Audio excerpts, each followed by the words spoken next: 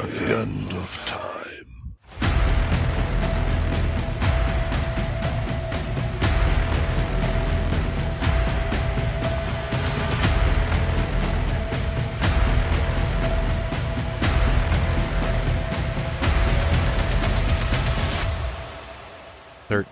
O'clock.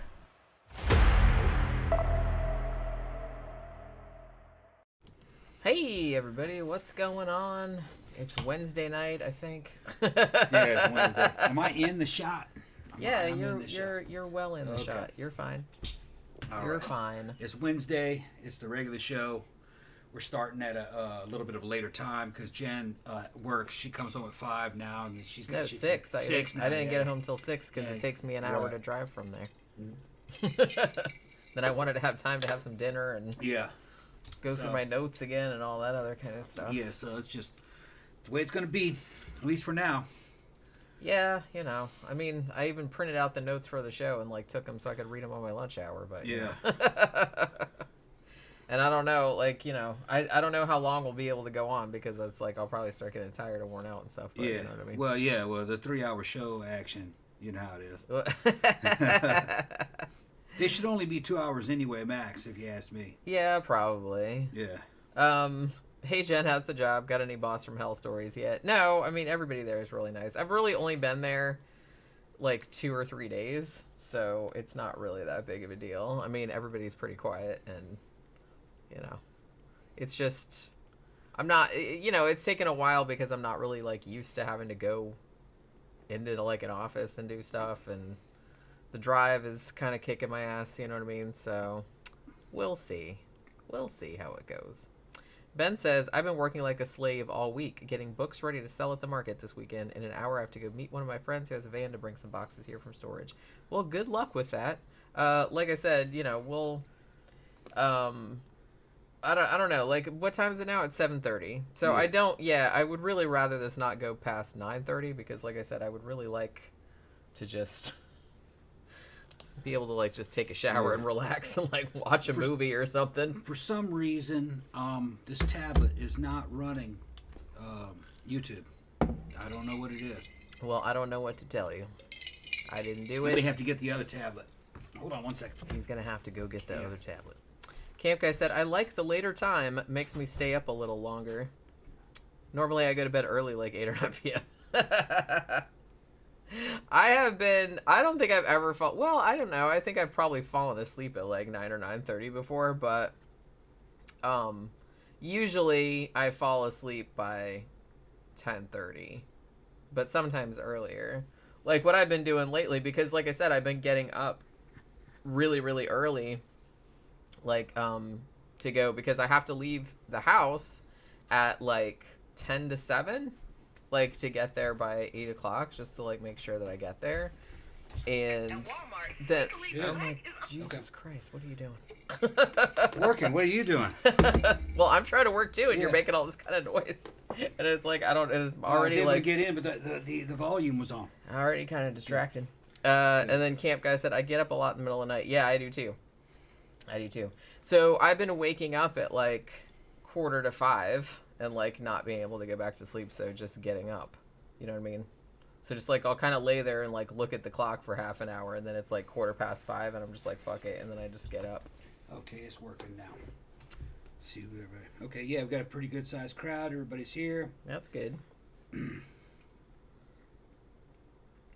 Yeah, Zach said the weird thing is since I've moved back into my parents' place, I haven't been falling asleep till 2 or 3 a.m. and I've never dealt with that this often before.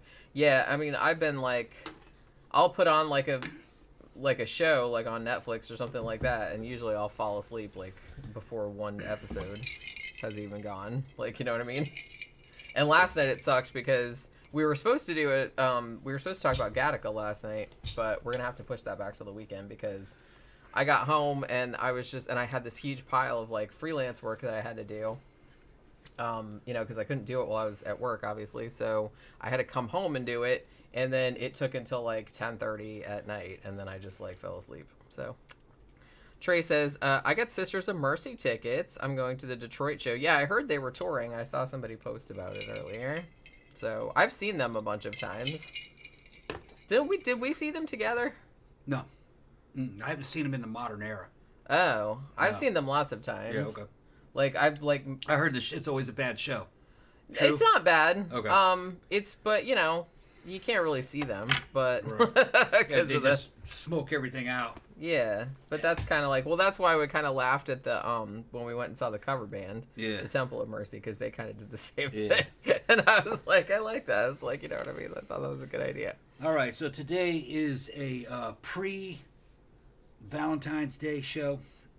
It's going to be about serial killer couples. We got 2 of them. Yeah. And I know how Jenny does. If she does more than one case, the bitch is going to be long. This is going to be. I tried to keep these short for real because, well, the thing about it is that I was looking at our past ones because we didn't do it every Valentine's Day, but like a lot of Valentine's Day shows, we did like killer couple shows. Yeah. And so we've covered a lot of the big ticket ones. Like we've done like Fred and Rosemary West. We've done like Brady and Hindley. We've done, I think we did a show about Bonnie and Clyde. We did shows about, so I'm kind of like I don't want to say scraping the bottom of the barrel, but I'm not sure if that's appropriate in the situation. But I'm getting to ones that, ones that we haven't talked about. Because I kind of feel like we've covered a lot of them. You know what I mean? Like Ray and Faye Copeland and all those kind of people. Like I know that we did those on some other shows in the past.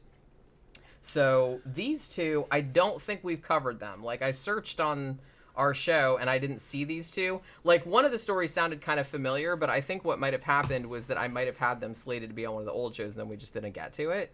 So, because I'm pretty sure, it didn't look like we had covered it previously. So, and I wanted to do ones too where it was just, because there was one that I was thinking about doing that was like a Russian family, but it was a whole family though. It's like not just a couple, it's like a couple and their grown kids who are also serial killers, like, so they're just like killing people left and right. So I wanted ones in particular that were kind of like couples that were serial killers, you know what I mean? Yeah. So these are some of the few that are left of like the ones, because this is not, we've talked about this before, it's not a real common, it's not all that common, you know what I mean? Serial killers tend to be lone wolves, I guess. It happens though. But it does happen, and Yeah. like the synergy of it is always like really, really strange, I feel like. Serial killer will recruit some girlfriend who's like a satellite who fucking helps him and shit. Sometimes some of the surviving victims say that the girlfriend was worse than the serial killer too. Like the Wests. Yeah. Wasn't it the West couple? Yeah, Fred and England? Rosemary. Yeah. Yeah, fucking that couple. That one girl that survived said Rosemary was worse than he was. Yeah, it really kind of takes a special kind of lady to end up in this situation. Yeah, she said she was more afraid of him. Or she said that she was more afraid of her than she was him. Even though he was the one that did all the killing. Yeah, these 2 are kind of similar in some ways. One of them is an American case and one of them is a French case. But yeah, we'll get into that. So Dave is here, I see. I think that's who that is. Isn't that you, Dave? Big Little? I thought that was like your name from before. Slasher Fred said, speaking of Bonnie and Clyde, one of these days you should watch and review the 1967 classic. We didn't do the movie? Mm. We did a show about Bonnie and Clyde, though, Yeah. right? Like recently? Okay, Yeah. but we didn't do the movie. Yeah. What the fuck was I thinking? Okay. No. I must have like been confused about whether we did the movie or we did did a thing about it. Camp Guy said biggest single family massacre was in Arkansas. Dude killed 14 members of his own family and 2 neighbors in just one incident. I feel like I remember hearing about that, but I can't remember exactly like what happened with that, you know what I mean? All right. So do we have anything? He said, yeah, it's me. Yeah. I thought I remembered that was your screen name at some time. Do we have anything that we need to, address or get into or anything like that? No. Before we get into the actual. No, we really actually should start the show just in case. just in case I fall asleep on the keyboard. Right. Yeah. Let's just get this over with. Well, no, I mean, I want it to be a fun show, though. Well, it will be a fun show. It's just that we have to we have to put this one on a fast track. Yeah, that's true. We can't true. fuck around like we normally would. We can't, but we can fuck around a little bit, but not. Fuck around in the show. Let's just start the show. And I am drinking, but this is like very That's very weak. weak. Yeah. It's one of those like twisted tea things. Yeah. I just put it in because it's much better when you put it on ice. Just out of the can, it's like not so great. Yeah, they weren't that great out of the can. They're all right. They're just kind of like there's not actually a lot of flavor to them. No, to be honest. I thought it'd be better than I thought it'd be like a Lipton tea. You know, like the Lipton Brisk. I thought it was Right. gonna be like that. It's not. Like brisk but boozy. Yeah, but it's not what it tastes like. No, it doesn't. It tastes more like beer, if you ask me. It does kind of. Yeah. It does a little bit. Big Little said the fuckery will be slim to nothing tonight. I doubt that. We always kind of say that, and then like shit happens.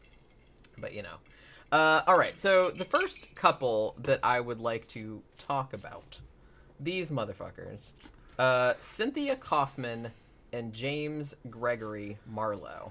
Now here's what's really interesting about this. Cynthia Coffman actually has her own Wikipedia page, but her boyfriend does not, even though they killed people together. And I don't really get why. I guess because she's like one of the very few women on death row, like in California. Maybe that's what it is. So maybe that's why she has her own thing. And he's just your run of the mill fucking killer. You know what I mean? So, yeah. And I don't know. So, okay. So let's get into this. So Cynthia Coffman, let's talk about her a little bit.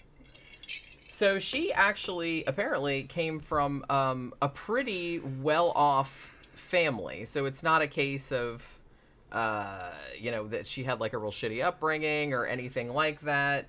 Apparently her parents were quite wealthy. She grew up in St. Louis and she was born in 1962. Now they were like real strict Catholics though, so I don't know if that tells you anything. Now, she seemed like she was a little bit of a wild child from her teenage years. She actually got pregnant when she was 17 years old. And because Catholics, they were like, yeah, well, you can't get an abortion. So her parents made her marry the father of the baby. And they stayed married for like 5 years before she was like, fuck this, and ran away from home, essentially. Yeah, what country was this again? This is U.S. U.S. Okay. No, the second one's France, but Okay. this one's just regular old United States. What year did you say it was again? Well, she was born in the 60s, but the murders were mostly in the 80s. Okay. Murders were mostly in the 80s. So she decided, fuck it, and she just like lit out for the territories, pretty much. She just took her car and her clothes, and that's it. Now, she's next heard of in Arizona, and she's working in a diner, and she moves in with this guy that she met. Now, her and the boyfriend, they lived in a little bitty apartment, and in 1985, they got evicted because they were having, like, drunken parties all the time. So, that's just what happens. Now, in May of 1986, Cynthia and her then boyfriend, I don't know what his name was, because he's, like, incidental in this case, but they got pulled over for running a stop sign. Now, when this was in Barstow, when the cops looked in her purse, they found a loaded Derringer and a whole bunch of meth. Now, even though, I mean, this is California in the 80s, but they let her go. Yeah. I guess. They're just kind of like meth and a loaded gun. Well, in the 80s. All right, you're fine. In the 80s, meth wasn't considered anything serious, really. That was the crack epidemic time. They weren't focusing on meth. The average person didn't even know what that was. Yeah, that's true. You know what I mean? Fucking, that'd be like getting pulled over and they find an ephedrine. And then in California, you could have guns in California. And, Derringers, that's a 2-shot over and under little subcompact type pistol that goes back to the 1800s. That's traditional for ladies' pistol, purse pistol. They're not gonna do anything about that. This is my little purse pistol. Yeah, and this is that's my perfect. little purse meth. Yeah. Well, the meth, they didn't think Purse meth. that wasn't a big deal to them, and then neither was that little pistol. Yeah, I mean, yeah, because I remember like meth not being like a really big thing No. until fairly recently. Yeah, until it became a problem. Yeah. People didn't know what that was. Yeah, Murder Hornet said I didn't know about meth until the 2000s. Yeah, I don't think I did either, honestly. Right. Like, because I remember, like, in the 70s and 80s growing up, like, everything was coke, everything was cocaine. And heroin. In the 90s in the Army, we would go up before a field problem, which is going out to the field training in the infantry, 101st. we'd go out to the local liquor store and buy bottles of ephedrine. Yeah. Because it'd keep you awake. Right? Yeah. Evidently, that shit's illegal as shit now. Ephedrine. Because you can take it and turn that into meth. Yeah. There's with a pretty easy, pretty simple process. It's like an ingredient to make meth. So I don't think you can get it anymore in most states. But we were just popping them things, man, to keep from falling asleep at night. You know, Trying to stay awake. just things change. You know. Well, yeah, I think that's what. Yeah. Well, can't you like make meth out of like cold medicine Cold or medicine, something like yeah. that? That's why it's always like locked Yeah. up at the fucking store now. Yeah, Like I think it's the main ingredient in cold medicine. Yeah, like they gotta card you like to buy the fucking cold medicine. I haven't bought any cold medicine in a long time. Yeah, Camp Guy said they keep it behind the pharmacist counter.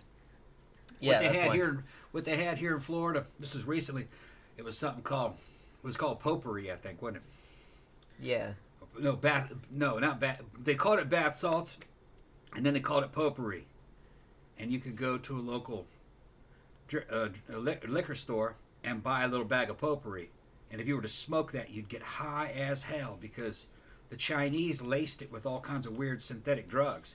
You just had to know it was sold as potpourri, though. Yeah, it's just like potpourri, and then somehow they put it out on they put the word out through the underground that if you smoke that potpourri, it's got shit in it. And it's the same thing with bath salts. They were sold it as bath salts, but I guess you smoked it and you Yeah. got really high off of it. Sneaky. And that's how the Chinese were getting stuff in here. Mango said I thought that was an urban myth. No, I think it was bath salts. Why that dude chewed that other guy's face off? See, I thought that they found out that he didn't have any drugs in his system. I haven't, I don't remember. They said like nothing what... came up, but it was probably because it was bath salts. They probably didn't have a test for it. They probably don't know what's in those bath salts. Well, you'd think that something weird would come up, though, if it was making you high enough to, like, eat someone else's face off. Drugs can do fucking weird things, and they were synthetic designer drugs that didn't exist before, so they weren't illegal. You know what I mean? Yeah, to make there's something always, illegal, they have to identify the molecule or the compound. And they weren't doing that. They would just make a brand new compound and put it in something like potpourri and sell it. And just tell the people who sold it at the liquor store, hey, this is a drug, by the way. If you smoke it, you get really high. And it sells like crazy, doesn't it? You know, I don't know. They must be smoking it. You know, I don't know what How they're funny, doing. like, the person at the bodega or whatever. Yeah, This yeah. is drugs, by the way. Yeah. I can imagine. Yeah. You go in there and there's all these little packets of fucking potpourri. What the fuck is that? Chinese, man. I mean, I figure that anything, like, you go into any of those kind of, like, convenience stores or anything like Drug that. convenience Well, store. like, anything that's on the counter. Yeah. That you're like, why would they be selling that on the counter? Yeah. It's because it's drugs. The one they used to have was a little glass tube. Yeah. And the glass tube, I think it had a couple little corks, one on either side. And in the middle was a little paper rose in there. And it was supposed to be cute as hell. And you go like, oh, give me that little rose. It was like for $1. That was a crack pipe. What it was. Yeah. Put crack in and blow that shit out. Put the crack in, smoke it through that fucking pipe. Glass rod. Fucking. That's pretty funny. Yeah. Yeah, Camp Guy said put it in your bathrooms when you have a Christmas party. Yeah. Yeah, that'd be a great fucking party. But yeah, see, we did get distracted. We did fuck around. Yeah. We're Fuck talking around about and found out. talking about purse meth. Yeah. I do not have any meth in my purse, not that I know of, anyway. So yeah. So what ends up happening? She has the purse meth and the purse pistol, but she gets released and the charges were dropped. Right now, her boyfriend though, he ended up getting like just a 6-week stint in the county jail.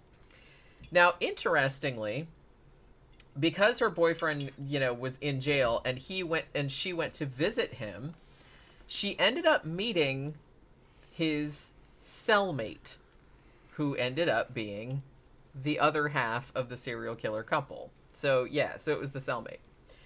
So that guy's name was James Gregory Marlow. Now, he happened to be in the jail at this point for stealing his 6th wife's car. So Cynthia comes in and sees him and apparently is completely taken with his awesomeness or whatever. I don't know. It apparently was kind of like love at first sight or whatever. Now, this guy, he sounds like a real charmer, I have to say. Now, ever since he was 10 years old, he'd been a thief. And actually, in 1980, he was sent to Folsom Prison for a bunch of, like, home invasions and, like, robberies that he'd done at knife point. He actually got 3 years for that. And when he was in prison, he actually became known as the Folsom Wolf. And he was also a neo-Nazi. Mm-hmm. So great. Like, he had all the Aryan Brotherhood tattoos and all that other kind of stuff. So, like I said, he sounds like a real winner. So Cynthia is at this jail visiting her other boyfriend, and then she sees, like, ooh, who's your cellmate? So, yeah, the two of them, like, fell in love, and the boyfriend, whose name we don't know, who was the one that facilitated this whole thing, she's just like, who? I don't know who that is. So, Marlo got out. So, like I said, he wasn't in there for that long. And they started going, they left California, like, as a couple. Now, Marlo actually had some relatives down south, so they started kind of going and hanging out with them and, like, sponging off them all the time. Like, it's like, hey, can we crash at your house? Or, you know, and then sometimes when they would do that, they would, like, take shit out of their purses and steal money from him, shit like that. And then finally, like, the relatives would be like, will you just get the fuck out of here, please, before you steal us out of house and home? So there was that. So yeah. So basically, after all of his relatives had basically said, fuck off, you fucking spongers, they ended up being, like, homeless for a time. They were, like, sleeping in the woods and whatnot. Now, in July of 1986, the couple were actually suspected of a burglary in Kentucky. And they actually stole a bunch of cash, like a shotgun, and, like, a bunch of jewelry as well. And then they ran off to Tennessee and got married. Isn't that romantic? Yeah. And when they got married, you're going to love this. When they got married, Cynthia commemorated the occasion by having a tattoo on her butt that said, I belong to the Folsom Wolf. Okay. Keep it classy, Cynthia. Yeah, she's keeping it classy. I mean, on her butt. Yeah. Yeah, she loves the That's knee. dedication, man. Yeah, she loves the That knee. woman's dedicated. Well, we'll see how that goes in a minute. That probably means shit. I mean, He probably told her to do that. yeah, it's like a tattoo on your ass. Put me on your ass. That totally sounds That way, when you're cheating, that dude can look down and see who you belong to, who you really belong to. See, I think that's what Then bring me the money. That's what he was thinking, probably. Yeah. Ben says, I think there was a true crime book called Property of the Folsom Wolf. Well, it might have been about these two motherfuckers. Yeah. So yeah, tattoo on the butt. That's really, really nice. So then, after that, they started heading back out west again. Now, in October of 1986, there was a 32-year-old woman named Sandra Neary. And she lived in Costa Mesa, California. And she was going out this evening to just get some cash out of an ATM. And she disappeared. They found her car nearby, but they did not find her. 2 weeks after that, October 24th, 1986, they found her strangled body. Hikers found her in Riverside County. The next victim was a 35-year-old woman named Pamela Simmons. She was actually reported missing from Bullhead City, Arizona, on October 28th. Now, they found her car, like, abandoned near the police headquarters there in town. And they thought, just like the first victim, that she had been kidnapped, like, while she was taking money out of an ATM, like, by the curb. And then, 10 days after that, on November 7th, a 20-year-old woman, Corina Novis, she also disappeared while she was taking some money out of an ATM, and that was in Redlands, California. And this happened, actually, she was, like, getting money from an ATM, like, in broad daylight. It was, like, at a shopping mall, and she disappeared from there. The next victim was named Lionel Murray, and she was 19. She was actually a college student in psychology. And she was supposed to meet her boyfriend after work, but she didn't show up. So he went to her work to check where she had gone and found her car outside. She worked at like a dry cleaning shop, and the car was there, but obviously she was not there. The day after that, they found her body. She was naked. She had been strangled. They found her in a motel room in Huntington Beach. She had also been raped. So they didn't know who rented the hotel room? Well, I must have been under a fake an alias, huh? Well, we'll find that out. Okay. We'll find that out like in a little bit. So what ended up happening? So this, you have to think this is like a very brief span of time. This is only like a few months. This is more like a spree, I feel like these two are on. Because spoiler alert, that's who it was. It was these two motherfuckers. What ended up happening was that one of the victims, Corina Novis, they found her checkbook in a dumpster.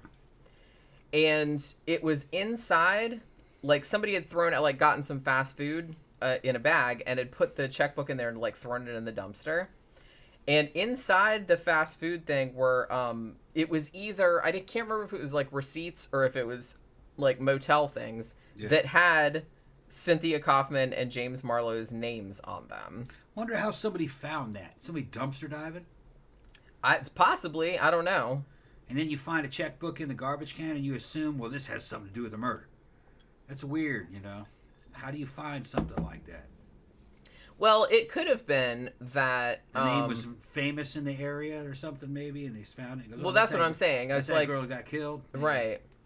And I'm thinking maybe the dumpster wasn't that far away from like where her body was found. Maybe that's what it was. So maybe the cops were searching it because I think that's pretty standard operating procedure is like to go through the trash and stuff like that because you never know. Trash in the area. Right. I mean, you would think. But yeah, so these two dumbasses, like there was paperwork with their name on it, like in a fast food bag that had this dead woman's checkbook in it. Dumbasses. Well, you know, they didn't seem like the brightest bulbs, gotta tell you. And also, this, like I said, these two are not really all that bright. So around the same time that they found this bag, they also were connected to this other motel room in San Bernardino. Now the manager, like after they checked out or whatever, but he went in there and you know how there's like motel stationery? So they had been practicing signing the name of Lionel Murray, like one of the victims, women that was killed. Yeah, they were practicing signing her name. So, and they had checked into the hotel under their real names because, like, you know, the manager said, yeah, here's their shit. Like, you know what I mean? So the cops were like, okay. So they knew who they were looking for then. And then they, like, checked the criminal record and all that other kind of stuff. So they put out, like, a statewide, you know, APB for these two idiots. Go ahead and hit that like button, people. Yeah, everybody. Super chats are active, and so is super thanks. If you guys want to put something in the tip jar, if you're listening to this recorded, and super thanks goes for all the way back in the past, all the old videos that we did. Now you can put a super thanks on them. I think they should all have that. They should all have that. I mean, I didn't go back and look at all of them, but they're supposed so to. right now they got people listening to those old videos that didn't hear me say that and never will. Oh. Head blown up. Well, I mean, you have to, like, think about that because I get comments on, like, really old videos, like, all the time. Yeah. And I get, like, comments from people. It's like, oh, I just found your channel. You know what I mean? Like, from some old-ass video. Most of the channel's income doesn't have to do with the new shows. It's all the old shows added up. Pretty much. That's where all the ad revenue is coming from. Because, they do build up, like, after a while. Like, because we've done footprint. We've done so many. Yeah. I mean, this is episode, what did I say it was? 338? Yeah. Well, that doesn't count, like, all the movie reviews. Well, I think super chats end up being more than ad revenue, doesn't it? It's hard to tell because they just lump it all together. Okay. They just give you one lump sum, like, once a month. Okay. You know what I mean? Like, that's everything. And they've also started giving ad revenue for shorts now too. Okay. So I might have to like start putting some shorts up, but when I have time, which I don't. Right. But you know what I mean? Not until all this shit evens out. Yeah, once we get everything figured out. Like Yeah. I said, it's like I feel bad that we didn't do as many movie reviews, but we might have to cut the movie reviews back to just doing one on Sunday. Yeah. Because then that way, like, Gotta pay bills, I'll have man. more time. Gotta Yeah, because pay I'll have more bills. time. Like, I can do this because if I know what the topic is, Yeah. then, like I said, I can do all the notes over the weekend and then read them, like, on my lunch hour and, like, Yeah. prepare. I won't be able to, like, watch a bunch of documentaries and stuff like I used to, but... Right. Because won't have that much time To that keep the night. show going, though, you got to get a job so we can pay bills. Well, yeah, I know. You know? So I gotta like work it Yeah. out somehow. Right. You know what I mean? Yeah. We're figuring it out. But like I said, Right. this is the first week that I started, so it's like Right. I'm still She's still adjusting to the new still schedule. adjusting to the new schedule and Yeah. like trying to figure out like the best way of doing shit and It's not the everything work like that. hours that's getting her. It's the fucking 2 hours of wasted time during the commute. Right. That kind of sucks. I mean, when I get that's the thing, like when I get like my phone, because as it is now, because my sense of direction is really, really bad. So I still have to have the GPS on Yeah. when I go back and forth. Otherwise, I'll forget where I'm going because I've only been there like a few times. So once I don't need that anymore, then I can maybe like run some podcasts like through my phone. So I could actually like listen to podcasts about topics that we're doing like while I'm at least I'm not feeling like I'm wasting all that time. Right. You know what I mean? So that's kind of what I'm doing. But like I said, I still have to have the GPS on right now and I have to like listen to her because otherwise I'll get distracted and like forget where I'm at. But when it's a good thing today because today for some reason I was coming home and the lady on the GPS was like, "Hey, we found you a route that's 4 minutes faster." And I was like, okay. I don't know what the fuck. I think they were doing road work like up the road and she steered me You want to around put it. more ice in that? Yeah. Mango said it will all come together. Yeah, I know. It's stressful like when because I had like a, system and everything and now everything's like disrupted and you know what I mean? Like it'll be good to have money and stuff, but everything's going to be fucking kind of catch as catch can for a little while until I get everything figured out, but we'll get it all figured out at some point. So yeah. Where was I? Okay, so they are looking for these stupid people, right? So they put out like a statewide alert. Now, these people on November 14th, 1986, the cops were called by a manager at a mountain lodge resort type of thing in Big Bear City, California, and said, "Hey, those two motherfuckers you're looking for, they're staying here." So, like I said, they're probably using their real names. Like, they don't really seem like they were trying to hide or nothing like that. So, they call, like, the fucking cavalry out there, man. Like, 100 cops go out there to try and catch them. But by the time they got there, the people had, like, am sprayed. You know what I mean? They weren't, like, in there anymore. So, they swept out into the woods, like, looking for them.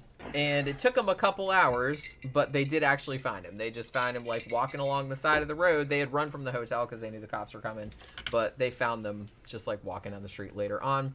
So they got arrested, and they didn't put up a fight or anything like that. They just allowed themselves to be taken into custody. Both of them were wearing clothes that they had stolen from the dry cleaning shop where they had kidnapped one of their victims, Lionel Murray. So, again, keep it classy. And also, after they were taken into custody, they seemed like they didn't really try to deny anything. You know what I mean? Like, as soon as they got caught, Cynthia was like, a couple hours later, she's like, oh yeah, we know, like, we'll show you where the bodies are. So she took the cops out to, like, Fontana, like, there's, like, a vineyard out there. And they found Corina Novis's body. Like, she'd also been strangled and she'd also been sodomized. They put her in a grave, a little shallow grave. So she was just like, oh, there she is. So, So the two of them get charged with that one murder, like, on November 17th. And then, get held over for trial, right? And they said, really, these two, they really didn't seem like they were trying to get away with anything because they said that fingerprints, both of their fingerprints, were found inside that woman's car. And also, Cynthia Coffman had gone to a pawn shop and had hawked the victim's typewriter and, like, used her real name and everything like that. So, you know, like I said, they weren't really the brightest. They didn't know anything about investigative techniques. Probably good because it would have taken a long time to catch them. I mean, it's sad that, like, so many people had to get killed, but it's like, holy shit. So, yeah. So they were actually in jail for almost 3 years, like, before they went to trial. And in that time period, they actually broke up. So they kind of turned on each other, which I guess is not all that surprising. Like, each one saying it's like, oh, he did it, no, she did it. You know what I mean? It was that type of thing. And here's a funny story. One, Cynthia's lawyer, like, went to see her and said, oh, is there anything you need, like, from outside or anything? She said, yeah, I want somebody to remove this tattoo from my ass. Which I was like, that's funny. Nope, you're stuck with that, stupid ass. Yeah. I was like, yeah, how'd that work out for you? Good job. Good job. So the trial was in San Bernardino in 1989, and both of them got convicted of everything. And they both got the death penalty. So Cynthia Coffman was actually the first woman sentenced to death in California since capital punishment was restored there in 1977. And then she went on trial again in 1992 for another murder, and then she got like another life sentence like on top of that. Now the thing about it was that it seemed like Marlo was just like, yeah, I did that shit. Like, he didn't really care about it. Cynthia admitted that she did it, but she said that she suffered from battered woman syndrome, that Marlo had like forced her to do the stuff. And I don't know, like, it's possible, but they normally strangled him, right? Yeah. Yeah. And they were generally raped as well. Yeah. So what was she doing? She was watching that happen? I guess. Yeah. I mean, it seemed like that. So I don't really know. I don't know. I kind of feel like maybe she was a willing participant, and then until she got caught, and she wasn't. So I didn't have anything to do with it. And then she was like, she didn't have anything to do with it. I don't know. It seems like, I know it's really unusual. We've talked about this before, like on a lot of our killer couple shows, but it's very unusual. You know, obviously for a woman to be a serial killer, that's quite rare. And there really has to be like an interesting dynamic between the couple for this to happen. And a lot of times, I don't know, a lot of times you do say, yeah, the woman's worse, but I think a lot of times, I'm always kind of gonna say, like, 95% of the time, I think if that woman hadn't met that particular man, like, she would not have been a serial killer on her own. You know what I mean? Well, it has to be like some kind of synergy. Somebody's asking. Thank you, Bryce. Google banned me again, just like last time, for trying to pay from another device. I'm bad with pins and passwords. Damn. But now it's good. Love the show. Thank you very much. Thank you very much, Bryce. Very, very appreciated. Yeah, they do exist, the little serial killer satellites. They had one. You might remember their names. Just a long time ago, I remember reading a book, and they were in it. It was in a true crime book. It's a long time ago. Kind of this big fat mountain man type. He was big into guns, and he had a girlfriend, and she was actually pretty good looking, especially for him, you know. And he'd drive around in a van and abduct teenage girls, and they were both having sex with him. And the woman was having sex with these like 15, 16-year-old girls also. And then they'd drive them to a remote location, and she'd hold a gun on them and make them dig their own graves. Remember that one? Then she'd shoot him and then they'd cover him up. That was he looked kind of like he was one of them flannel shirt wearing big old Duck Dynasty looking motherfuckers. Yeah. It looked like some fucking hillbilly type. Big old beard and. Well, somebody mentioned earlier the toy box killer. Was that who it was? Because his girlfriend did help him on a couple of things. Toy box. Yeah. Which one was that?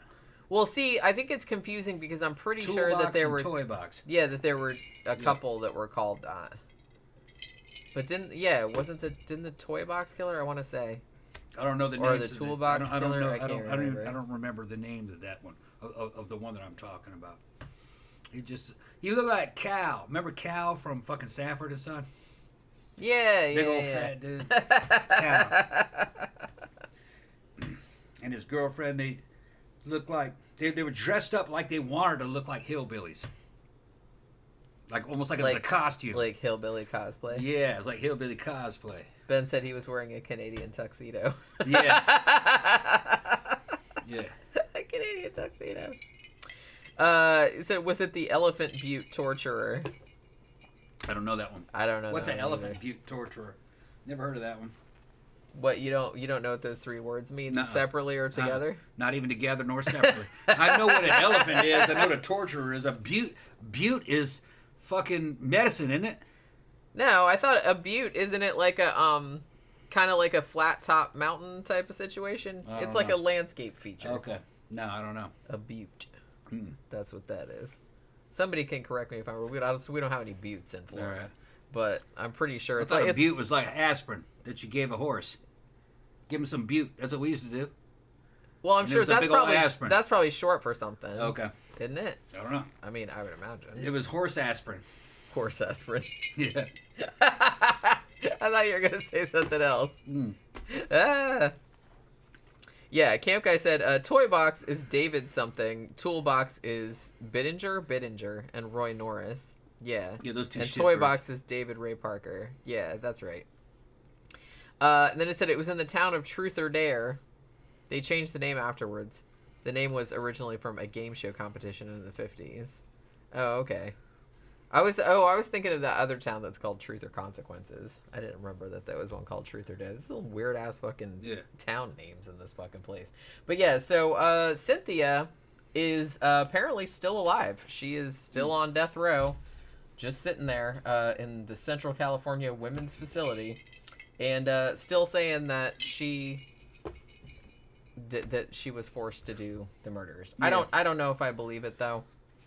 But you know what I mean? Like I said, I'm not saying that doesn't happen because I'm sure it does, but I don't know. I kind of feel like she was maybe into it. I don't really know. Well, that's what I'm saying about that one that was holding the shotgun on the girls and making them dig their own graves and then blowing them away and fucking covering them up. She was definitely having sex with them, but then she didn't go to jail because she cut a deal to testify against him. And she claimed that she was forced into doing it. She was scared of him. But I don't believe so. I'm sure she was scared of him. Yeah. But she had all kinds of opportunities to like run, you know, and go to the fucking police and get rid of the dude. But she didn't. You know. Ben said, yeah, the Toy Box killer David Parker Ray lived on Elephant Butte in an RV. Gotta watch them people living in Elephant Butte. Why would you name a town Elephant Butte? I don't know. Or a butte Elephant Butte? Does it look like an elephant? It's shaped like an elephant? I don't know. Okay, so we're going into the second case. What's Yeah, the see, second- I told you they weren't that long. No, it's the perfect length. It's perfect length. She thinks that's short. That was a whole show right there. Okay, let's do another one. No, it wasn't a Yeah, it whole was. show. We haven't even been That going. was at least a half hour. We haven't even been going an hour. We're only at 48 minutes. Yeah, that's a whole show. Yeah. Most people's shows are an hour. Jenny, you're giving away too much free shit, man. Okay. Giving away too much free shit. Well, I mean, on the live streams, I kind of have a good time. So you know what I mean. What are you shaking your head at me for? Imagine you got a girl out there on the corner. She's trying to fucking bring you some money. You know what I mean? And she's out there giving away free shit. And you're like, no, make them pay. You know what I'm talking about? That's you. Just giving away free shit. No, it's an hour. An hour isn't. Most people's shows are an hour. Yeah. Okay. I know. Okay. But we'll just. You want to do 3 or 4 hour shows, especially when you've been drinking. Well, yeah. Well, I can't. And then drink- you say you don't have enough time. And then you say, well, we're not making any money off the show either, really. This is because they're sick of us making too much material. We flooded the market with our own material. Yeah, maybe you're right. Yeah. Maybe you're right. They're trying to get rid of us. Would you guys just go away? God damn it. Yeah. we're probably not going anywhere. I mean, like I said, we will have to like do fewer videos and stuff just because we don't have time to do them. They'll be better. I mean, I would hope so. People will actually show up and listen to the shit. Yeah. It'll. Don't worry about it. It'll be all right. But you know how I do. I worry about everything. I can't help it. That's what You gotta be like me. You gotta be like a psycho where you don't worry about anything. But I'm not a psycho. You don't really care. I'm a nice person. It's gonna be okay. It's gonna be okay. Everything works out. Well, all right. Everything works out. I know. It's just everything's like I said, it's been being upheaved, and I'm just kind of like not used to it. Finish this show right here, and then you get you some sleep, and then fucking we'll worry about tomorrow, and then it'll all come together. Yeah. Well, I don't want to go right to sleep after the show. I want to at least have a chance to like just lay down and watch some stupid shit on TV. Eat you some Little Debbie's. Eat me some Little Debbie's. Little Debbie unicorn cake. You know what? The unicorn cake is pretty good, but I was surprised that the one that's the good is like the cherry moon pie thing. Yeah, cherry moon pie is good. I mean, is it called a moon pie? No, it was called a Valentine's cherry cordial, I think is what it was called. Okay. But it's a moon pie. I didn't think I was gonna like those, but actually those are quite delicious. It's a chocolate moon pie with a slight maraschino cherry flavor to it, just like you're eating a little maraschino cherry with the cordial. It's like that. They're good. Yeah. And it's a Valentine's Day. It's a Valentine's Day flavor from Little Debbie. Flavor. Yeah. Yeah, I wasn't crazy about the unicorn cakes. Me and my sister were watching a YouTube channel she likes. It's called Gut Check, and they did a whole show about Little Debbie's, and they were like trying all the different flavors to see which ones were the best. And I think the unicorn cakes were like their least favorite. Unicorn cake, it's like a little dildo with fucking rainbow color brony fucking graphics on it. That's what it's like. That's what the unicorn I can't figure what flavor is it supposed to be? It's gay flavored. It's gay. Gay flavored. Gay brony flavored. It's unicorns. Is it strawberry? Yeah, it's strawberry. Strawberry cake with vanilla fondant and then vanilla cream with fucking rainbow drizzle. Unicorn drizzle on it. It's like and it's all sexual. It didn't occur to me that it was sexual. That must be a you thing. It says unicorn on it, man. It's all LGBT. Yeah. It's shaped like a dildo. It's not shaped like a dildo. It's square. It's like not. Rectangular. It's rectangular. It's shaped like a dildo. No. If it was shaped like a dildo, I'd have said like something about it. It's like a bar. Yeah, it's like a bar. Like it's just like that's not dildo shaped. Okay. Do you don't have a square dick? No. A rectangular dick? I've never seen anybody with a rectangular dick. You don't know what you're talking about. Let me tell stories. I'm spinning a narrative. Okay. If you say so. Just telling stories. All right. It's unicorn flavored. It's unicorn flavored. Yeah. Yeah. It's gay flavored. It's gay flavored. Yeah. Like I said, I'm pretty sure it's strawberry, but now everybody wants to see it. Well, see, you're overselling it. You're overselling the dildo. I'm gonna go get a unicorn He's cake. gonna go get one. I'm gonna eat a unicorn cake. Okay, don't chew with your mouth open. Don't give me. I'll have one later though. But yeah, I don't know what he's talking about. It's not dildo. It's not dildo shaped at all. I don't know. Other than the fact that it's long. That's about it. It's not like a fucking... Okay, he's bringing it. Yeah. See, it's a rectangular. Okay, it is strawberry. It's even got a strawberry on it. Okay, yeah. I didn't realize. See, it's got the little fucking rainbow fucking drizzle, unicorn drizzling on it.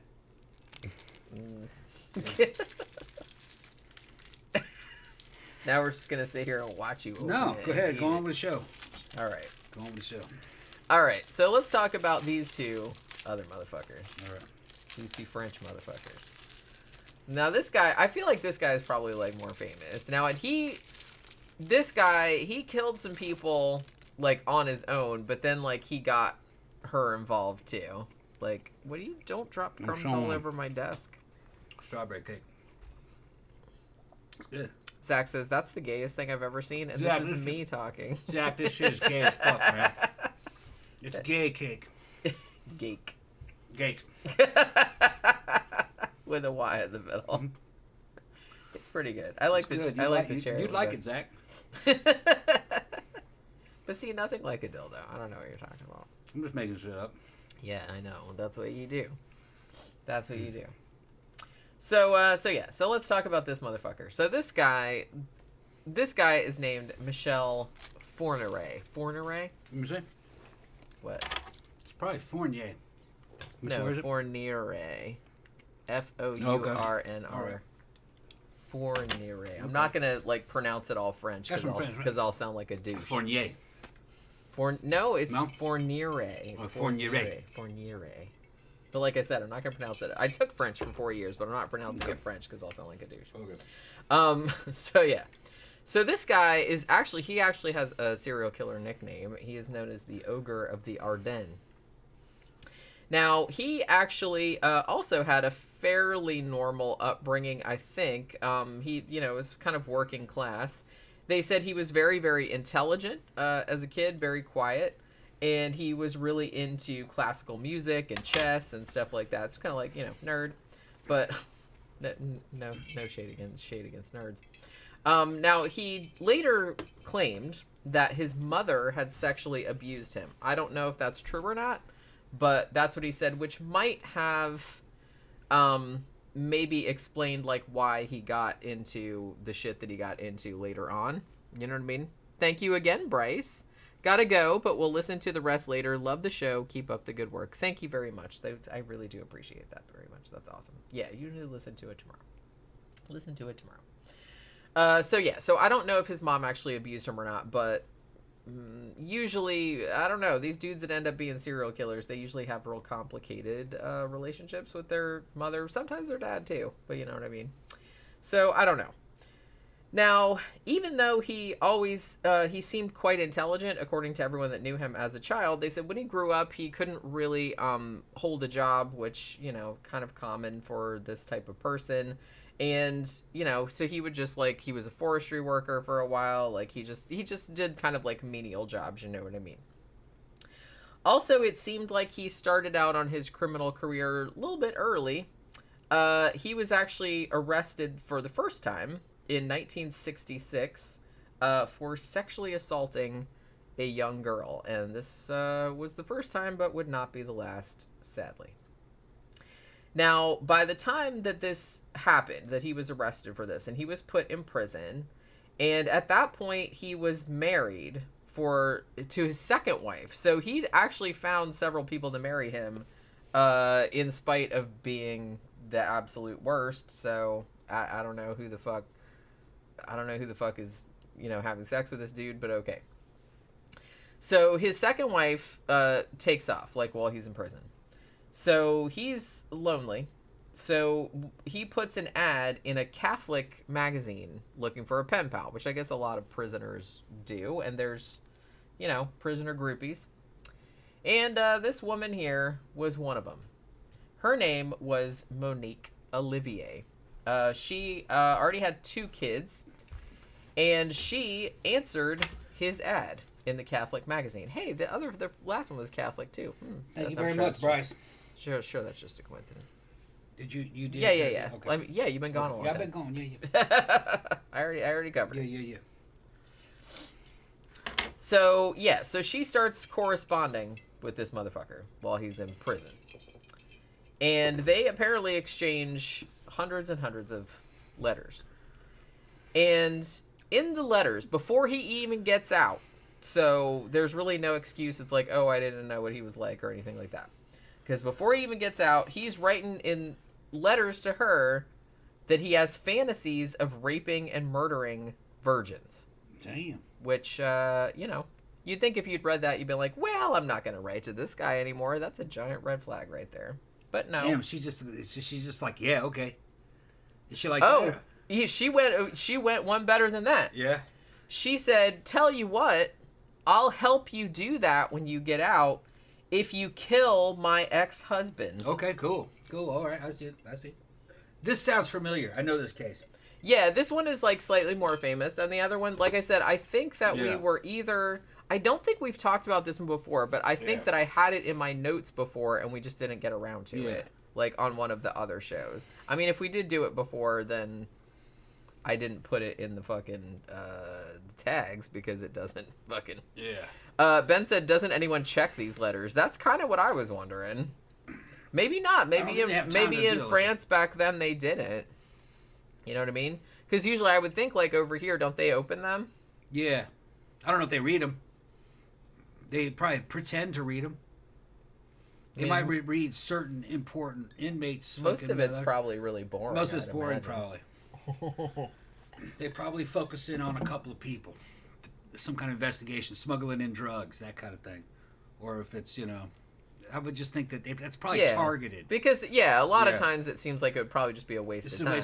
Because a lot of times it would just be like your mom, right? It would be like, are you wearing clean underwear in prison? You know what I mean? That kind of shit. So she says, I'll help you rape and kill virgins if you kill my ex-husband. He's like, sure, can do. He never did do that, though. But they killed lots of other people, so, but he never got around to fucking... He never got around to killing it. Which... he's like, it's not really my bag, but you can help me do my shit. Yeah. But that's his typical dude, right? It's like, you help me do all my shit, but I'm not going to say, fuck fuck that dude. I'm not going to help you do your shit. That's pretty much. So he gets let out of prison in 1987, and they, started a little relationship there. And soon after that, him and Olivier started their project. Let's call it that. Let's go with the BTK. This is France. It was France, and they did a bunch in Belgium too. Okay. Like they were kind of going around everywhere. So December 11th, 1987. So the two of them are driving to a town whose name I can't pronounce, and they drove in separate cars. And this is something that they would do. Like I said, it was very like Brady and Hindley, because a lot of times, like a serial killer, if he has like a female accomplice, it helps because, people are obviously not as wary of like a couple or a woman as they would be a man, understandably so. But yeah, they use that to their advantage. So they're both in separate cars. Now they see this 17-year-old girl, Isabelle Lavie. Now they had actually been kind of stalking her. Like they'd been watching her like for a day or two, like that she was like walking around. She was walking home from school. So Olivier, Monique, she stops and asks this girl, hey, can you come get in the car with me and like give me directions? Now, how old is she? 17. No, the what's her name? Olivier? What's her name? Monique Olivier. Monique, yeah. What's her name? How old is she? I'm not sure. 30s, I'm not 20s? sure actually. Okay. I'm not sure actually. Probably 20s or 30s, I would think. 30s, yeah, I probably. mean this was back in the 80s. You're right. You know what I mean? So she's like, I need some directions. Can you like come get in the car and like show me where I'm going? So the girl was just like, it's just a woman, so she's like, fine. So they both get in the car and she starts driving down the road, and then Monique gets to the spot where Michel, her boyfriend, was standing with his car, and he was pretending that the car had broken down. So that was kind of like their whole plot here. So Monique like stops the car and it's like, hey, person whose car broke down, why don't you get in? I'll give you a ride to a garage or whatever. So then at that point, Michel gets into the car and then choked the girl, Isabelle, with a piece of rope and then gave her Rohypnol. Monique gave her Rohypnol. And then they took the girl to their house, and Michel raped and strangled her. And then they threw the body down a well. Her remains were not found for 18 years. Now, did she regain consciousness during I don't Nobody know. knows? I don't know. I mean, I don't know. I mean, I hope not, but that's fucked up. Fucked up. Mm-hmm. So yeah, that was their little project there. March 1988. So Michel gets a call from a 30-year-old woman named Farida Hamish. Now, this woman was the wife of a guy that that Michel had shared a cell with. So this guy, whose name was Jean-Pierre, last name I can't pronounce, was a bank robber. So the two of them had been in a cell. Now, the wife calls him up and says, hey, can you help me, like, go dig up this big, like, fortune, essentially, that they had. They had, like, hidden it, like, in this cemetery somewhere. They were all members of this gang, and they had stolen all of this money. Like, it was a lot of money, like a shit ton. And they had stashed it in the cemetery. So she calls Michel and says, hey, can you, like, help us come and dig all of this up, and we'll give you some of it. So they go there, and it's like a fucking pirate treasure, man. It's like gold ingots and, like, gold coins and all kind of shit like that. It's fucking crazy. Like, pirate treasure. So they go there, and they get it all out. So then the wife, like, Farida Hamish, she gives Michel, like, a share of it that's worth, like, 500,000 francs, like, for helping to dig up. Like I said, it was a shit ton of money. And then, like, she hid the rest of it in her apartment, which this probably wasn't the brightest idea to let, like, fucking Michel in on this stuff, because, and we'll see why in a second. But yeah, he goes in there and steals that shit and kills her. Yeah, okay, that's pretty much exactly what happened. Yeah. So, yeah, not too long after that, like a couple months later, he's like, Michel and Monique, they took Farida out to her house. They're like, hey, come with us and, like, do some shit. I don't know what they told her exactly, but they drove her out to this kind of remote area, and then they strangled her and buried her, and then they went back to her apartment and broke in and took all the fucking money. And then, like you do, they used the money, because it was a lot, to buy, like, essentially a castle. It was like a castle, and it was, like, on 32 acres or something like that. It was this big chateau. So I was like, okay. I mean, You wanted a place to live. Living the dream, I guess. After he's, like, killing the people. Though, right? It was gold. It was a lot gold. of it was. I don't know what else it was, but I know it was, like, a lot of gold and If there wasn't a connection to her, they probably got away with it. We'll see how it goes. But if there wasn't any solid connection to the victim, they just show up with the money, they'd probably get away with it. Probably. Yeah. Because I'm not entirely sure, like, where... Because Michel was not part... As far as I could determine, he was not actually a part of the gang. Like, he wasn't, like, in the gang that had stolen the money. You know what I mean? He was just, like... He was a cellmate of one of the guys that had stolen the money. And, like, the wife was, like... You know. So now they got their murder torture castle out on the 35 acres. Pretty much, yeah. He thinks he's fucking Dracula. I guess so. Yeah. I mean, and if you've seen him, he doesn't look anything like Dracula, but it's like he just looks kind of... He looks kind of like a... I don't know, like a dork. Beta. He's beta. Pretty much. Yeah, okay. So, yeah. Now, by August of that year, which was 1987, Monique was pregnant with Michel's baby. So, great. Another one. Yeah, they're making another one. So while she's pregnant, even the two of them go to, like, a grocery store, and they find a 20-year-old woman named Fabienne Leroy in the parking lot. Monique pretended that she was sick. I guess because she was visibly pregnant, I think, at this point. So she was like, "Oh, I'm having a problem with my baby," or something like that. So they go up to this girl, and they're just like, "Hey, can you, like, come over here and, like, give us directions to, like, a doctor's office?" And so the girl gets in their car, and then they drove to this forest, like, near this military camp or something like that. And then at this point, Michel, this is so weird. And like I said, this is kind of tying back to what I was saying about him, like, claiming that his mother sexually abused him. I don't know if she did or not, but it's like this might have some...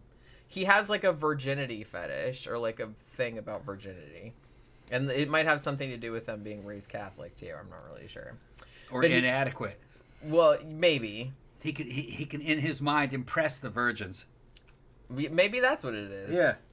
Because he basically... Whenever you run into... Usually when you run into the fucking virgin fetish, it's inexperienced guys or inadequate kind of guys who are worried about their own impressiveness or their performance. So if it's the woman's first time, she has nothing to judge him against. So in his mind, she's impressed. You know what I mean? But fucking shit. When I was a kid, then you hook up with virgins on a regular basis when you're a kid. At least when I was a kid.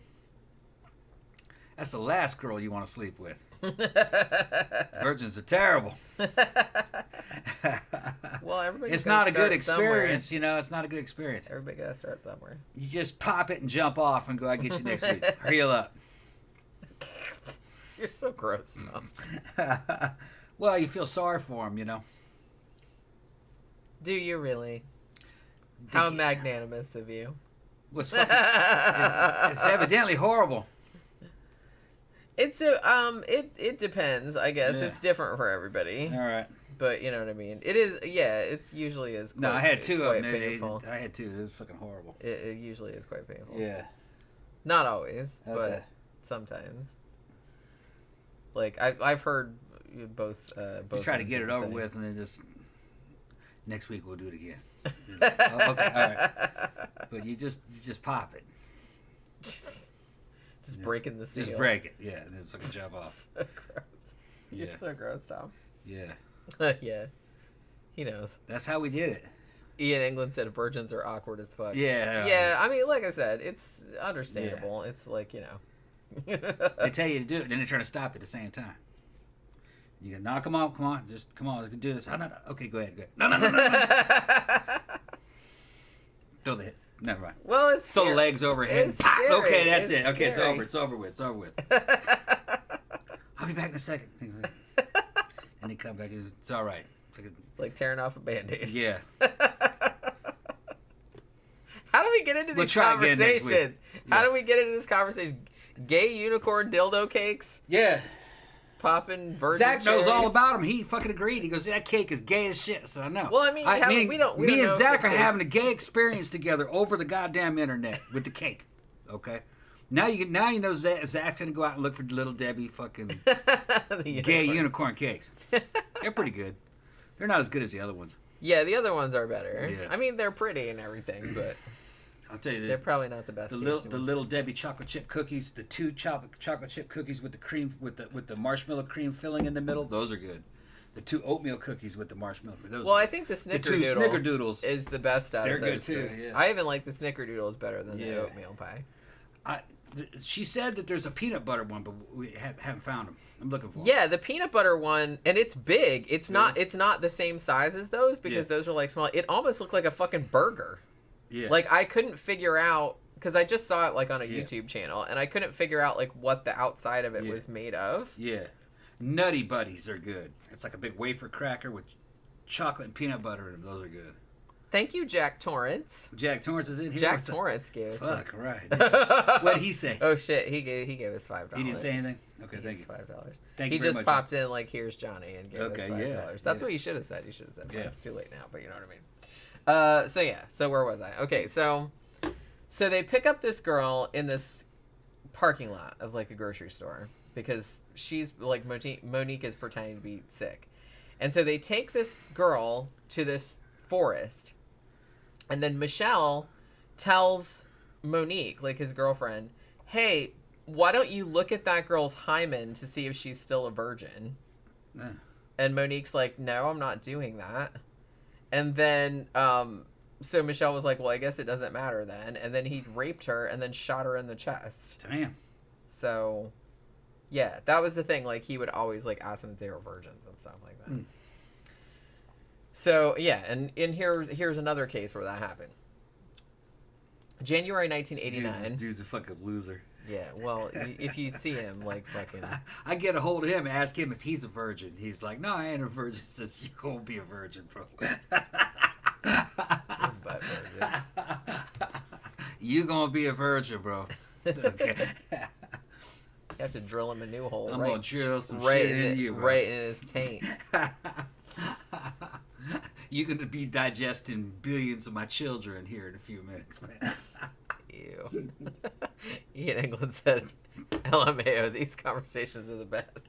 I know. It's like I never know how this happens. Everything just gets away from me. You know what I mean? And it's like, I thought like. Because I feel like he's kind of taking advantage a little bit because I'm like really tired and I'm kind of like. No, I'm taking advantage. And I'm like out of it. Okay, I'm taking advantage. And I'm kind of like out of it. I'm gonna go to rest. Because I'm just kind of like, it's like I'm so sleepy and it's like I didn't really get like, I didn't get a lot of time to prepare for the show and stuff. All right. So January 1989, Michel meets this 21-year-old woman named Jean-Marie Desramo? Shit. I can't remember how to like pronounce that. So he actually met her on a train. And the two of them just had like seemingly a normal ass conversation. And it turned out that the girl was staying at a convent, which I'm sure like perked Michel's interest because he's like, oh, convent, maybe she's one of those virgins that I've been looking for all my life. So at this point, like Monique and Michel, they had actually like made up false names, like they were pretending to be other people, and they came back to the train station again like a day or two later, and then they started like talking because I guess she took the Jean-Marie, she took the train all the time, so they came and like started hanging out, like befriended her type of thing. So they're like, hey, why don't you come to our house and like have dinner with us or something? And I mean, she kind of knew them because she'd seen them and stuff. She was like, okay. And, Michel's like, oh, well, it's fine. I'll drive you home afterward. It'll be fine. So they get to their house, and guess what? The first thing that Michel did was ask if she was a virgin, which seems like a little bit of an inappropriate question, but you know what I mean. Now she said, I guess much to his chagrin, that no, she had a boyfriend, so she wasn't a virgin.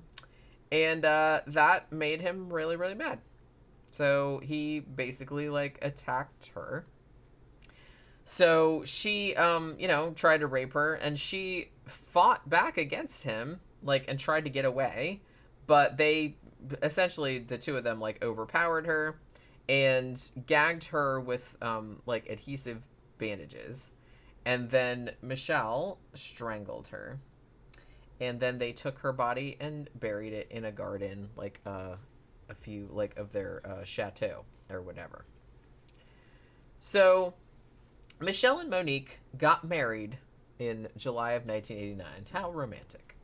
I think I said that to these motherfuckers before. They got married. So these two got married also because, man, when you find your person, it's like the person's just, they enjoy doing things together, I guess. Like killing virgins. So it's pretty fucked up. So on December 20th of 1989, they actually drove across the border into Belgium. I believe they went into Belgium. And at this point, they had a kid because their kid had been born. So their son was 1 year old.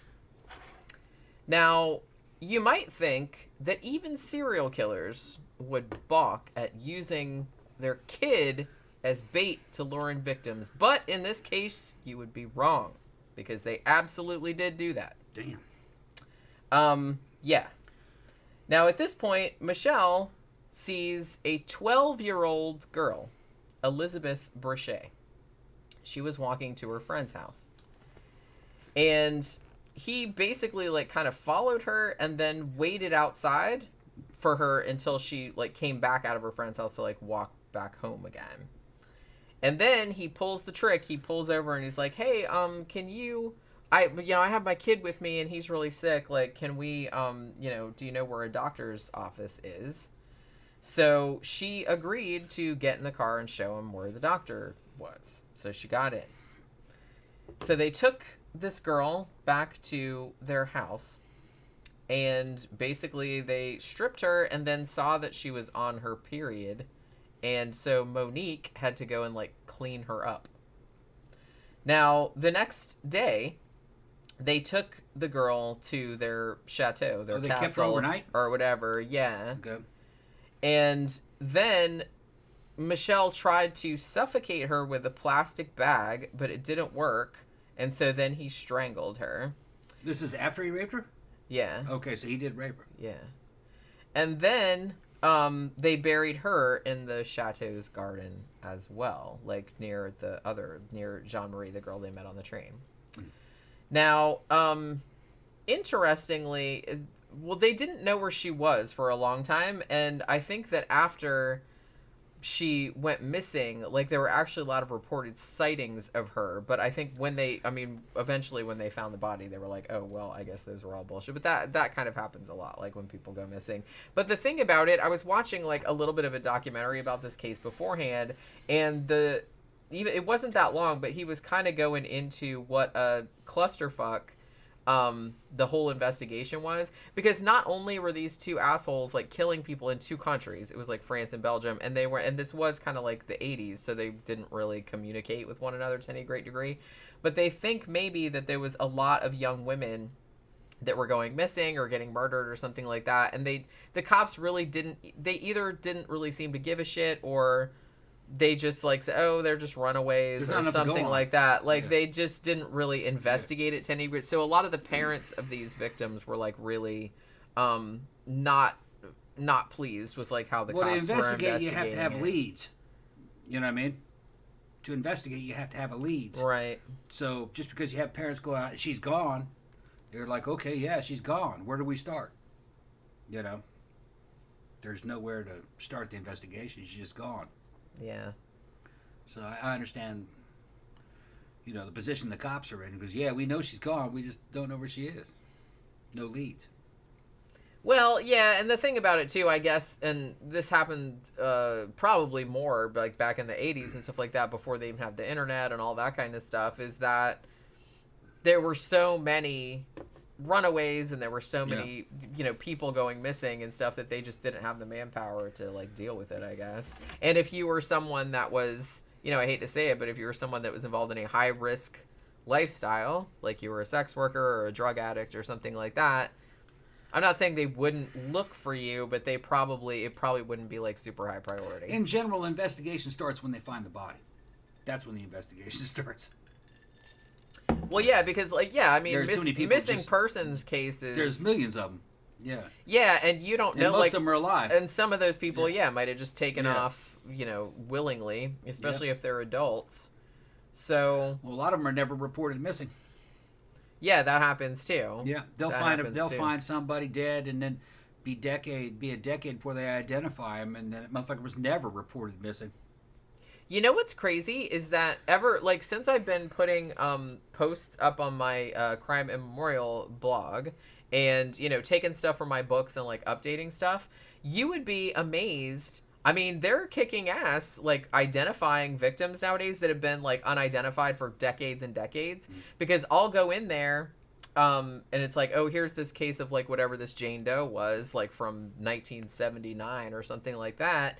And I go in there to see if there's updates, and a lot of them have been identified. Yeah. Like, they haven't solved a lot of their murders, but they know who they are now. Yeah. Because they're like, well, we didn't know who this girl was for, like, 30 years. They just found her on the side of a road someplace. Yeah. And nobody knew, like, nobody identified her, nothing like that. But they've been identifying a lot of those victims. The ones that tend not to be reported missing are middle-aged men and older. Because those guys fucking skip town all the time. Low-income, middle-aged men. Well, yeah, but there's nothing. They don't have any fucking ties with anybody, and when you don't see them, and they just don't show up anymore, nobody thinks anything. Well, it's not horribly suspicious. Yeah, like when a grown man that's kind of a drifter that doesn't really have family, because they're like, oh, maybe they just got a job somewhere else or decided to move or something like that. Like, obviously, it's a lot more suspicious when it's like a teenage girl. Yeah. Not saying they don't run away from home, but it's like it's much more likely that they're going to come to a bad end, though. Yeah. You know what I mean? Whereas like a dude might just move to another town and get a job on a oil rig or something. I don't know. Yeah, they fucking found weird shit. We're find a middle-aged man dead in his car at the bottom of a lake. He's been down there for fucking 20 years. Nobody even knew where he went. Fucking funny. He ran off the road, that kind of thing. That happens a lot. It happens a lot, yeah. Well, did they, how recent was this? I remember hearing about it. I think it was fairly recently. But a guy, I think it was a guy, that had gone missing like a while back, and they didn't know where he was. And somebody, some astute person, saw on Google Earth, somebody had they had taken a picture of this lake, and you could very clearly see like kind of a car. Like you wouldn't be able to see it like from the shadow of a car, the level, yeah. But it's like from up above, like Yeah. you could see it, and it was pretty plain that it was a car down there. And like so they reported, they're like, hey, is that a car? Yeah. Like might want to check that out. And so they went and checked it out, and that guy that was missing was in there, and he'd been in there for like years and years. Yeah. But it's like, yeah, they found it on Google Earth. I have to look up. I don't remember like what year it was from, but I remember that being like kind of a big deal, which is crazy. Mango said, is their kid still alive? Not to jump the gun. I'm actually not sure. Can you imagine, like, if these were your fucking parents? Jesus Christ.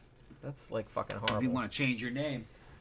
Well, yeah, I mean, that seemed like the first order of business, wouldn't it? Because, Jesus Christ. But, yeah. So, okay. So, now, the last known murder that Michel Fourniret committed with Monique Olivier actually happened on November 21st, 1990. And this was in France, like near the west coast of France. So they drove to like a shopping center type place. And because they actually had a court date for like not for murder, but for burglary, like in some other place. And they like just drove to this place. It's like, you get out of court for robbing people. It's like, hey, let's go pick up a victim and murder them. That seems like good thinking. You know what I mean? So they go to this shopping mall, and they see this 13-year-old girl named Natasha Dane, and she was walking through a parking lot. Like she, I guess her mom had like left a purse somewhere, and she was like going back to get it or something. So these two assholes lured her into the van, again asking her for directions, and they stuffed her in the van. They took her to kind of like a isolated area, and then stabbed this girl, this is a 13-year-old girl, twice in the chest with a screwdriver, and then strangled her and left her body on the beach. Oh, and Michel also raped her after she was dead. Damn. So, yeah. Classy. Yeah, Very classy. these two. I mean, so gross. Now, about a week after this, like somebody that was a member of the little girl's family, he actually got arrested because some people had reported, hey, we saw her get into a white van, and he happened to have a white van. So they was like, oh, maybe it was a family member and shit like that. But obviously, spoiler alert, he wasn't the one that did it. But he was in jail for it while they were trying to figure that out for 2 months, and he committed suicide. So there's that. Even though, like I said, he didn't do it. No, he just happened to have the same van as these assholes. He had like the murderer raper van. Yeah. The child molester van. Guess he couldn't take the incarceration, or people were accusing him. He basically said he didn't want to be like thought of as a murderer, even if he hadn't done it. You know what I mean? Like he couldn't take the accusation, so he just killed himself. Yeah, all he had to do is wait a couple months. Well, that's easy to say, but it's like when it seems like your whole fucking world's crashing down on you. Yeah, that's pretty shitty. So at this point, Michel, Monique, and their kid, which is crazy, they moved to Belgium. How old is the kid at this point? A baby, right? Yeah, I mean, he was a few years old. Okay. They moved there in the early 1990s. Now, Michel, after he got caught, he actually said that he committed 2 more murders in France, like without Monique, I guess. Like she knew about it, but I guess she wasn't like directly involved. So, because apparently there was like a gap of like 9 years where they didn't commit any, but then he just couldn't resist, so he had to go do some more. So he said that between 2000 and 2001 that he actually drove across the border, like into Belgium in May of 2000, and lured an 18-year-old girl named Céline Cézanne. She was walking home from school, and he lured her into his van and drove her to, and then drove her to Belgium, and then raped her and strangled her with a rope and dumped her body in a forest. They actually found her body. It was a skeleton when they found it in July of 2000. Then in May of 2001, Michel drove back to his hometown and kidnapped a girl who was 13. Her name was Mananya Thumpong. She was Thai. And he had actually given her a ride home a week or two earlier, but obviously hadn't killed her. So she didn't have any reason to like distrust him, right? I think he was kind of doing that kind of situation. So so the second time he picks her up, he's like, hey, why don't you come to my house and play with my kid? You know what I mean? Because he had the son at that point, which, you know, he really did have that. So she gets in to the van, and he drove her to like some remote place and strangled her. They found her remains in March of 2002, and she had been almost entirely eaten by wild animals. 13-year-old girl, Jesus Christ. So This dude needs to die in a pitiful way. Yes, but, you know. yeah, in a very painful Yeah, way. yeah. Very, very painful. You take your time with that one. Yeah, I think you might need to like just peel his skin off very, very slowly. Put him in a very small box in a very uncomfortable position for a long time. Just break his soul for a while. Yeah. Yeah.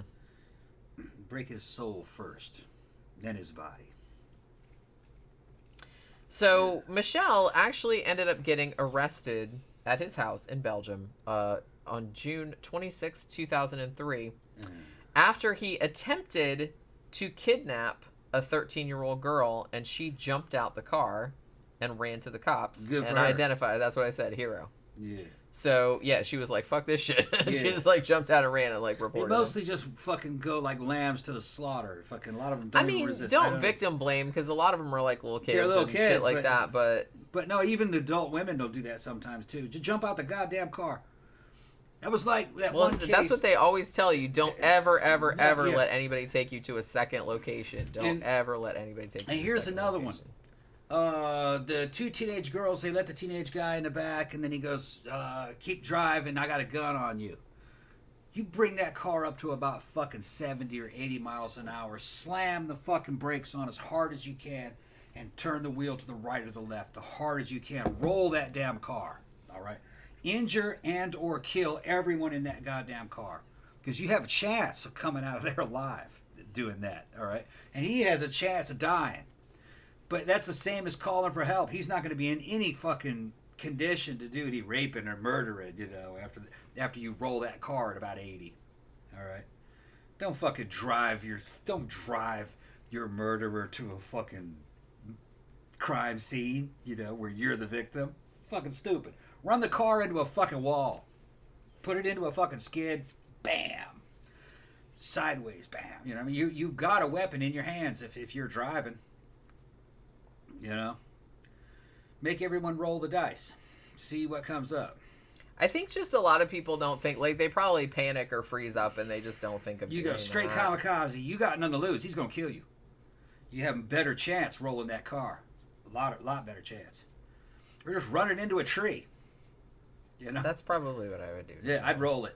I'd roll the car. But if you're a girl, you don't know how to roll a car. Fucking just run it right into a tree. Well, and I kind of feel like if Yeah. you run into a tree, you might get the airbag, and you might like not get as fucked up as if you rolled it. Yeah. Well, no, I'd want to fuck everybody up. I want everybody with a bunch of Yeah, broken but if bones. some douche is in the back seat, like saying they got his, well, he didn't have an airbag. Not in my car, he doesn't. You know what I mean? Yeah, but he's got a front seat to hit. I'm kind of hoping that he won't have maybe he'll go through the windshield. Take it from an expert. Roll the fucking car. All right. Get everybody busted up in the car. Bust everybody up. Ben said you need to sideswipe something to take out the side with the kidnappers on. Yeah, that might work, but that's kind of it. All right. I'd fucking roll the car. Yes, you've I established established that. That's the best way. All right, and do it in traffic, okay, so everyone sees it.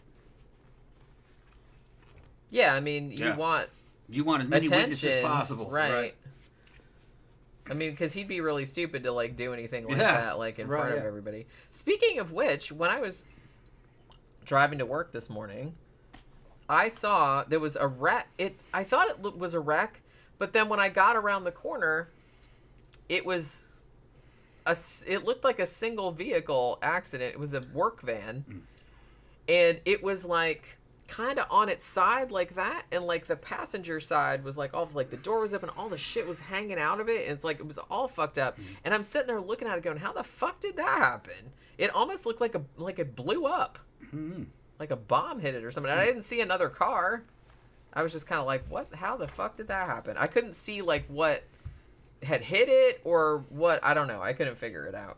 But I mean, I didn't have a huge amount of time to look at it, but I was like, that's the weirdest looking fucking accident I ever saw. Lane's telling you, rolling the car is safer. Exactly. Get the car up on the hood. And if you have a fucking seatbelt on and he doesn't, you got a big advantage. Well, see, I always wear my seatbelt, so I always wear a seatbelt. Okay, so where was I? So we're almost done. Yep. Almost done. Which is good because it's like 9 o'clock and I'm getting really tired. But yeah. So he got arrested like after this little girl got away.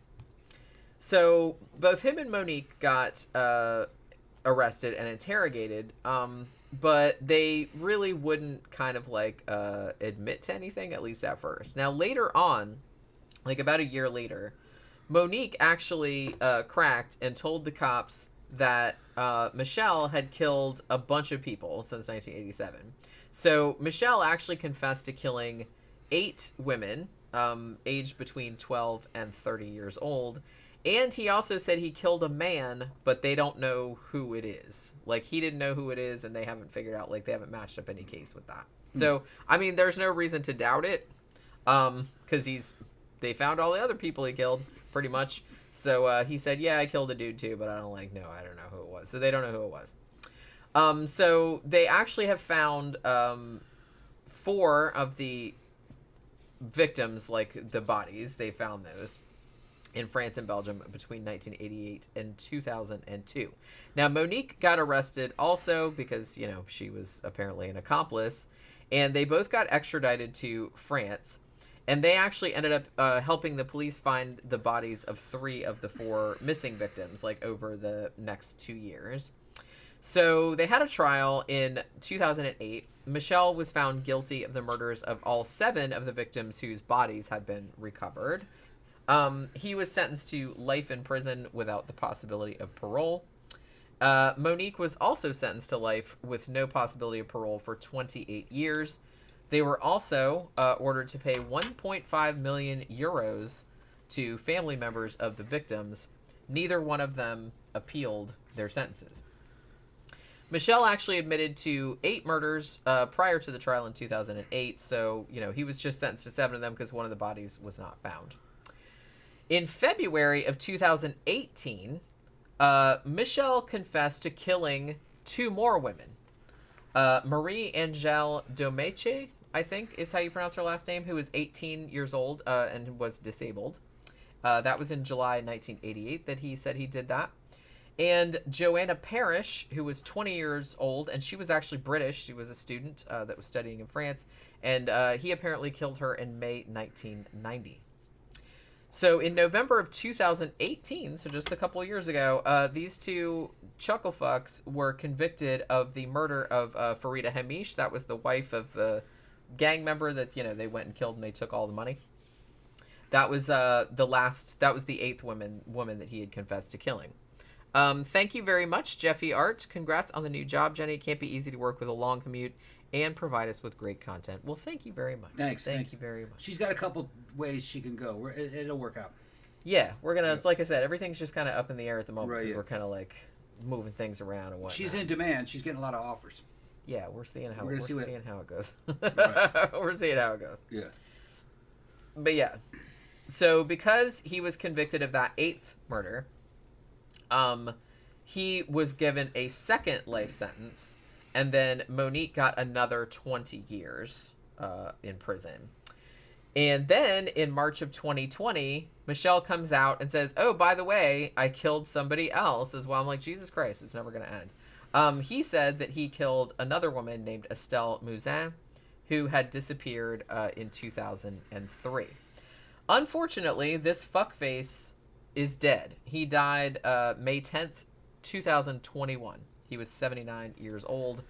He died of respiratory failure. Monique Olivier is still alive, however, and is still serving that life sentence for her, admitted role in some of the killings.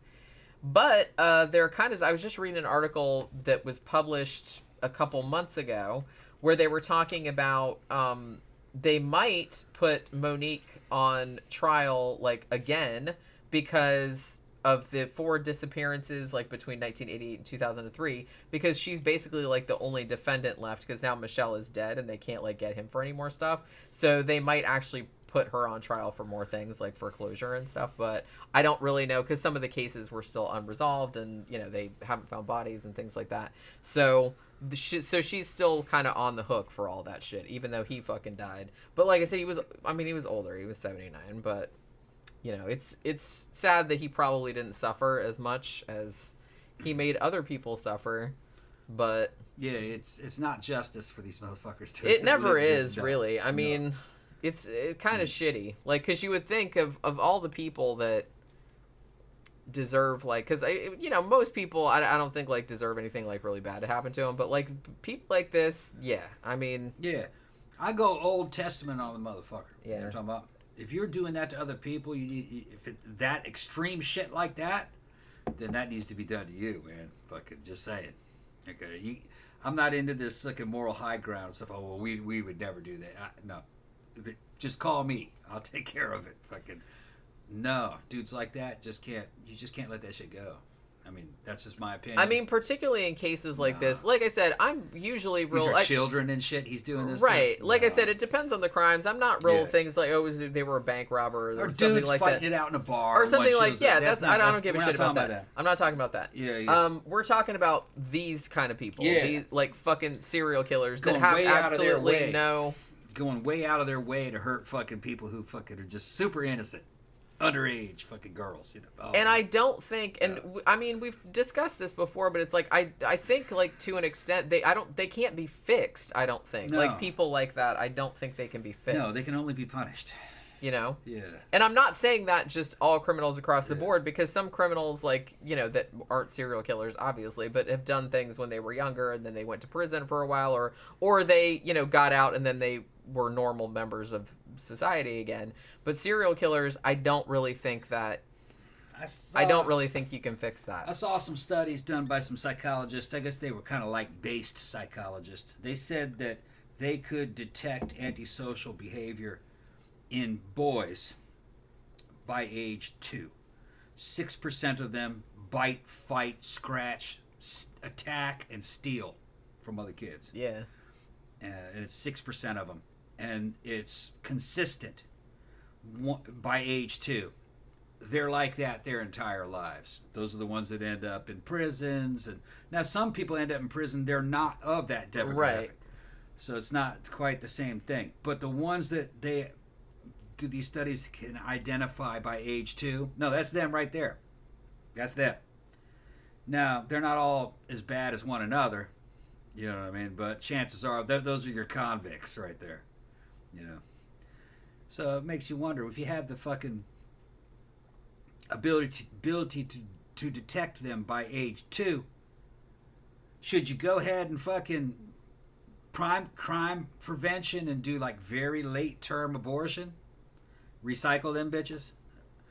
Or are you going to say, well, there's a rate of error, you know what I mean, and you might kill some of them that fucking weren't that bad. Right. That's the thing. It's that's where you get shitty, and we might talk about this a little bit when we talk about Gattaca too, because this kind of goes into that a little bit as well, genetic determinism is what you're talking about. Pretty much. Because, and I'm not denying that it's a lot of times, we've talked about tons of serial killers on this show where it's they were fucked up from kids. They were torturing animals and shit like that. Yeah. But a lot of them weren't. Yeah. Too.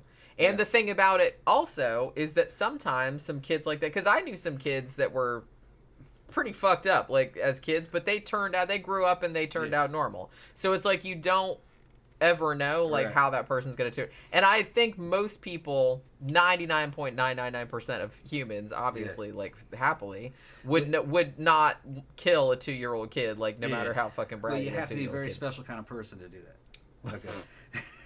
A very psychopathic person. Yeah. Well, you might be able to get robots to do it. All right, you're living with a high-tech society now. But like I said, you can't. The person that you're telling the future, and you can't tell the future. The person that was the people that were discussing this case didn't talk along those lines, pretty much. But what they said was, if there was a way to contain that 6% at around age 2 or 3, to keep them so they didn't have interaction with the mainstream of society, crime would be reduced by about 80%, because that's them. All right. Yeah, I mean, so if you're in a totalitarian society like something out of North Korea, you do what must be done. Do what must be done, Lord Vader, and you fucking take those out. Then you would have it would be like natural selection, okay, to where you're now animal breeding, which having a background in farms and breeding of horses and thoroughbred horses and stuff. Eugenics. That's what you're talking about. That's them. If you reduce that, you could sterilize them, do something else with them, make them some kind of worker. That's the same as killing them, because they're not putting their genes back into the gene pool. A generation later, you won't have that problem. There's been certain states, in Appalachia and shit, back in the 20s when they were doing 30s, when they were doing the eugenics movement, crime got a lot better when they started sterilizing all them hillbillies. Because they weren't inbreeding anymore, and they weren't fucking fighting and killing people, and it does work. Is it cold? Yeah, it's cold, but it's effective. It's very effective. It's just like with any other animal. Now you see, are humans animals? Yeah, humans are animals. They better be, because you don't want them to be machines. Because that's even worse, if you ask me. You don't want AI and robots and all that kind of shit. You just improve humans, it'd be a lot better. I agree with fucking Frank Hubert and fucking Dune and shit. Fucking, just improve the humans and things will be a lot better. Just have to find a humane way of doing it. You need a good system. Now, would it be constitutional as far as the American? No. No, it wouldn't. But we're just talking, We're just talking. You're just talking. Oh, yeah. I'm considering it, just considering what the ramifications would be. It'd be better, like with Gattaca, is that you just genetically engineer the kids to where they're intelligent and they're not like that. Or you prevent certain kinds of people from being able to have children. Get them out of the gene pool. And that would prevent a lot of it. You need some of it, but you don't need that much of it. Ben said when they drained Eduardas Park Lake up the road from me a few years ago, they found a couple of 100 cars. Were there people in them? Probably the people throwing cars away. I mean, I would imagine. Yeah. But it's like, you would think that at least one of those would have a body in it. I've seen Psycho. I know what happens. Ben says, I have to head out. Thanks for the stream. Have a happy Valentine's Day. Thank you very much. Thank you very much. Yeah, we're going to do it. We'll do another show before Valentine's Day, but this was like the big main show before Valentine's Day, because I think... When is Valentine's Day? Tuesday, right? Let me go look on the calendar. I think it's Tuesday. Because I was looking and I was just like, oh shit, this is the last main show before Valentine's Day, so maybe we should do like another Killer Couples episode. Even though we've done a bunch of those, but they're always kind of like fun to do. Yeah, today is the 8th. Valentine's Day is the 14th. Well, I know it's the 14th. Yeah, so that is that's a Tuesday. Tuesday. That's Tuesday. Next Tuesday. Okay. Yeah. That's when it is. All right. So we've been going almost 2 hours. Yeah, okay. That's a good show. So I know I feel bad because Jen Dubois, I'm here late. Hi. You missed it. Yeah, we actually started late because I didn't actually go home until 6, and then so we started at like 7:30. And I said, well, I'm kind of tired, so we're not going to try and not go too long.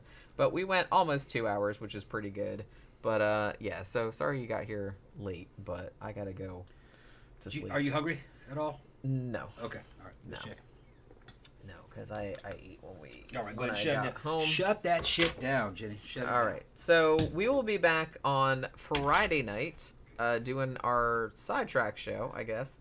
Yeah, but it will probably be later in the night again. Like we'll probably start at about 7 or 7:30, depending on whatever time I get home. But we're still gonna do one, so that should be like really fun. Michael said you got a job. I'm sorry. Yeah. Yep. Running out of money, so I had to get a full-time job. So yeah. So that's why all the shows are getting pushed back, and we're not putting up as much stuff and stuff like that, because I just don't have as much time to do it. But we'll see how everything shakes out. We're gonna find out how it goes. All right, so thank you everybody for dropping by. Thank you for all the super chats this evening. Remember to like and share and comment. It really helps with the algorithm. And we will see you guys again on Friday night. Good night.